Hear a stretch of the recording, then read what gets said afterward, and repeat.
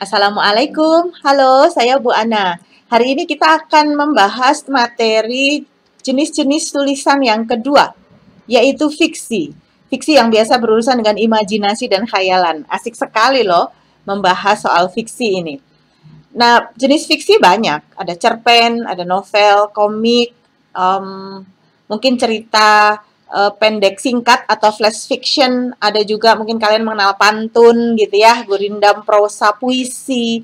Salah satu jenis yang akan kita bahas hari ini adalah mitologi. Mitologi itu sesuatu yang mungkin kalian sering dengar dari orang tua gitu ya, dari kakek nenek atau orang-orang yang ada di sekitar kalian. Biasanya mungkin dia berurusan dengan tradisi gitu ya, dengan cerita-cerita rakyat, cerita-cerita lisan, asal-usul sesuatu, kemudian bagaimana orang menghadapi sesuatu di masa lalu dengan cara apa, itu bisa diungkapkan melalui cerita-cerita mitologi. Nah, seluruh dunia punya mitologi. Mungkin kalian pernah mendengar istilah mitologi Yunani, cerita tentang dewa-dewa gitu ya, tentang apa yang dilakukan oleh para dewa itu di langit dan apa yang mereka lakukan pada manusia. Itu mereka juga punya kisah-kisah seperti itu sebagaimana halnya di Indonesia. Kemudian sebenarnya apa tujuan mitologi itu terbentuk begitu ya melalui tradisi kita? Salah satunya adalah untuk menjelaskan asal-usul sesuatu.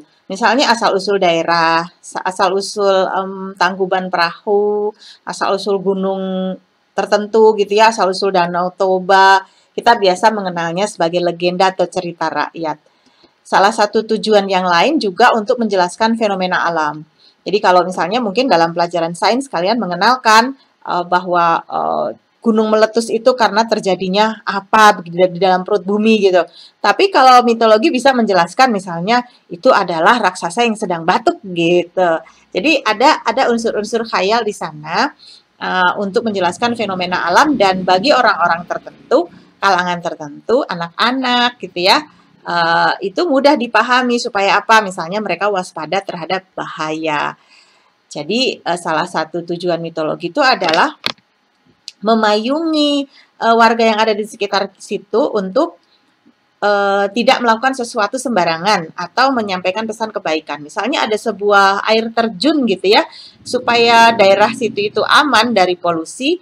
Ada mitos atau mitologi yang diceritakan secara turun-temurun bahwa di daerah situ tuh ada harimau yang menunggui air terjun dan akan menerkam orang-orang yang buang sampah sembarangan. Nah, sebenarnya kan tujuannya adalah untuk membuat masyarakat setempat itu menjaga lingkungannya. Kalau misalnya dikasih tahu jangan buang sampah sembarangan nanti terjadi polusi gitu ya.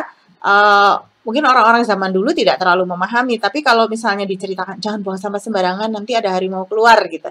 Itu lebih mudah untuk dipahami. Jadi tujuannya sebenarnya bukan untuk menakut-nakuti, tapi untuk menyampaikan pesan-pesan kebaikan. Mitologi juga berguna untuk memperkuat identitas daerah. Misalnya ada daerah tertentu kayak Danau Toba tuh, Danau Toba yang ada di Sumatera ya. Itu dia kuat karena ada mitologi yang menceritakan asal-usul danau itu. Nah, pasti juga di daerahmu juga ada mitologi-mitologi seperti itu. Di zaman sekarang, di zaman yang sudah modern ini, mitologi juga masih menjadi bahan tulisan yang menarik. Bentuknya bisa macam-macam. Bisa cerita asli, misalnya ya tentang asal-usul Gunung Tampomas misalnya, itu bisa diceritakan secara asli apa adanya. Tapi ada juga yang cuma sempalan potongan-potongannya saja. Sebenarnya itu asal-usul laut ini gitu ya, laut selatan begitu.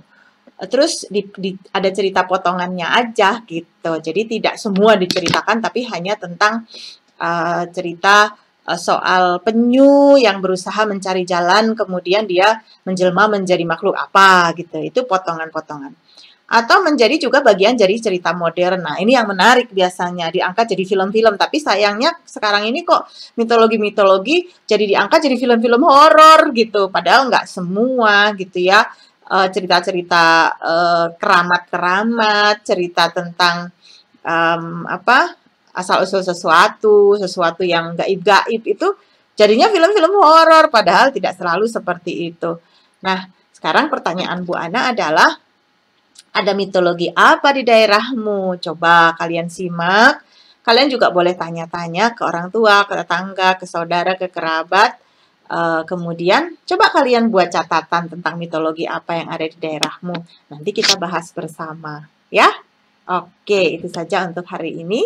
Sampai jumpa. Assalamualaikum.